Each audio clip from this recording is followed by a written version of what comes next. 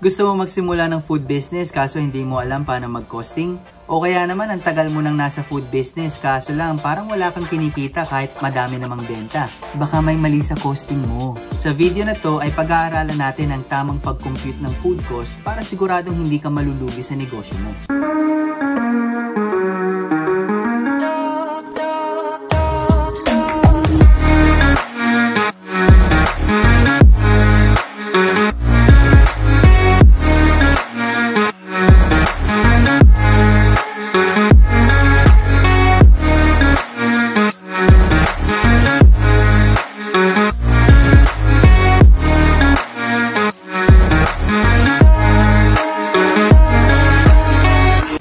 Good morning sa iyo kapatid, saan mang parte ng mundo ka nanonood ngayon.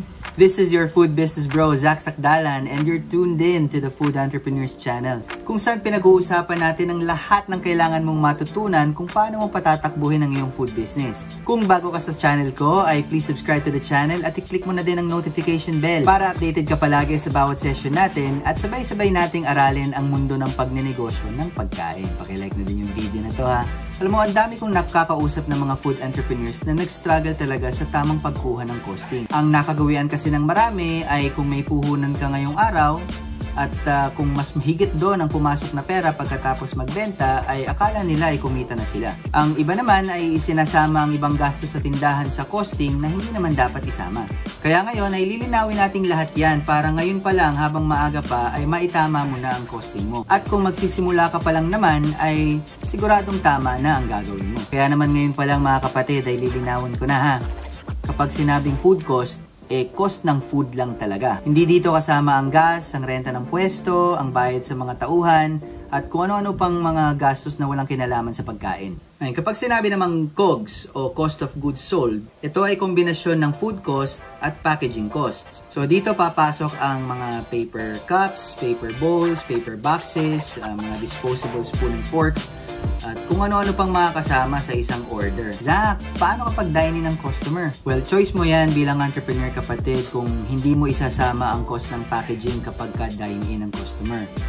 Ang problema kapag ka may natira at ipinabalot, ikaw ba ang sasalo ng expenses o ng cost ng packaging o i-charge mo ng extra ang customer para doon? Ngayon, kung ako ang tatanungin ha, ang recommendation ko ay isama mo na ang packaging costs kahit dine-in pa man yan. May negative impression kasi para sa isang consumer kapag magpapadagdag ka pa ng charge para sa packaging, mapapiso man yan o 10 piso man yan. At isa pang advantage nito, dagdag kita mo na yon kung sakaling walang tira at walang ipapabalot. So hahatiin natin sa tatlo ang tamang pag-costing.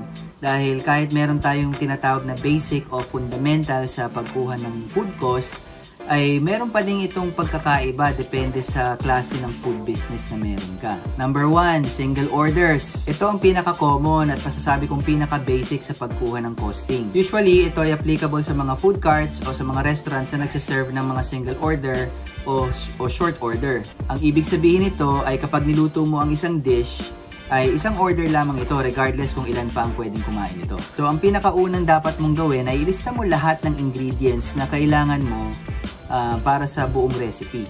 Isulat mo kung magkano ang bili mo sa 1 kilo, 1 pack, o kung paano mo binili ito ng maramihan. Pagkatapos ay kunin mo ang presyo ng ingredient per gram o per piece. So halimbawa, ang bili mo sa 1 kilo ng baboy ay 300 pesos. Para makuha mo ang presyo ng isang baboy kada gramo ay hatiin mo ang 300 pesos sa 1,000 grams na katumbas naman ng 1 kilo. So lumalabas na 3 centavos o 3 sentimo kada gramo ang cost ng iyong baboy. Kung per piraso naman, halimbawa sa 1 kilo ng manok ay nakakagawa ka ng 15 piraso nito kapag hinati-hati mo. I-divide mo lang yung 300 pesos o kung magkano man yung bili mo ng 1 kilo ng manok sa 15 pieces.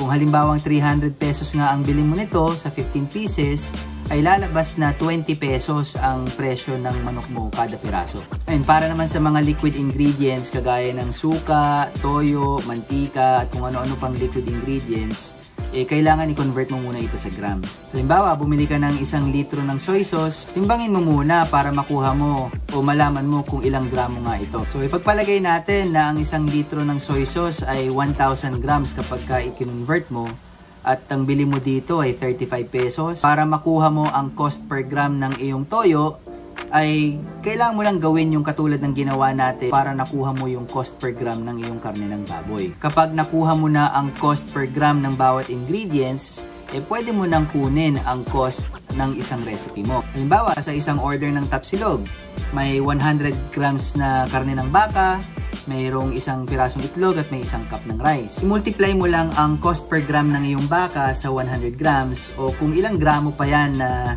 laman ng isang tapsilog mo. Tapos idagdag mo ang cost ng isang itlog at saka isang cup ng rice, buo na ang costing ng iyong tapsilog. And then ulitin mo lang ito sa bawat recipe mo. Number 2, batch preparation.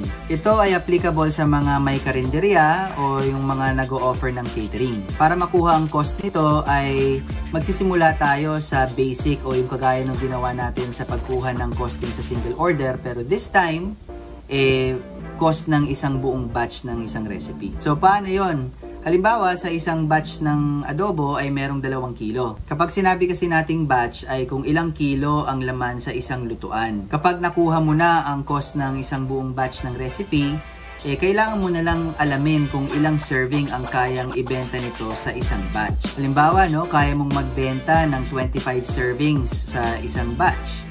At ang cost ng isang buong batch ng recipe mo ay 800 pesos. Kailangan mo lang i-divide yung 800 pesos sa 25 servings at lalabas na 32 pesos ang cost mo per serving. Number 3, eat all you can at ang mga buffets. Very similar ito sa pagkuha ng costing ng batch preparations. Ang pinagkaiba lang nito ay dapat kunin mo din ang cost per head. So kailangan mo i-factor dito ang hours of operations mo, maximum seating capacity, at kung may time limit ba yung iyong eat all you can o yung buffet o kung wala. So for example, nag-o-offer ka ng buffet na may 20 dishes. Combination nito ng appetizers, main dishes at saka dessert. Tapos sa restaurant mo, meron kang 100 max seating capacity at let's say wala kang limit sa pagkain pero open ka for lunch at dinner. So let's say ang lunch service mo ay open from 11 AM to 2 PM. And then yung dinner service mo naman ay open from 5 PM to 8 PM. So ibig sabihin nito ay meron kang 200 max guests per day sa loob ng 6 na oras na operations. 3 hours sa umaga o sa lunch at 3 hours sa dinner. So para makuha mo ang cost per head, kunin mo muna yung total cost ng mga ingredients na gagamitin mo for the entire day. Mas maganda kung separate ang costing mo per service. So, in this example, meron tayong 2 service. Merong lunch service at merong dinner service. So, halimbawa, kung ang total cost ng ingredients mo para sa lunch service ay 30,000 pesos, ay kailangan mong i-divide ang 30,000 pesos na ito sa 100 na tao na pwedeng kumain dun sa 3 oras ng iyong lunch service. So, lumalabas dito ngayon na ang cost per head mo ay 300 pesos. Malinaw na ba? Madali o mahirap? Well, kung naguguluhan ka kapatid, ay may good news ako sa'yo. Dahil sa Rosebean Food Concepts, ay meron kang pwedeng bilhin na food costing calculator depende sa anong klaseng food business meron ka. Meron itong calculator para sa mga single orders, meron for batch preparations, at meron ding for eat all you can and buffets.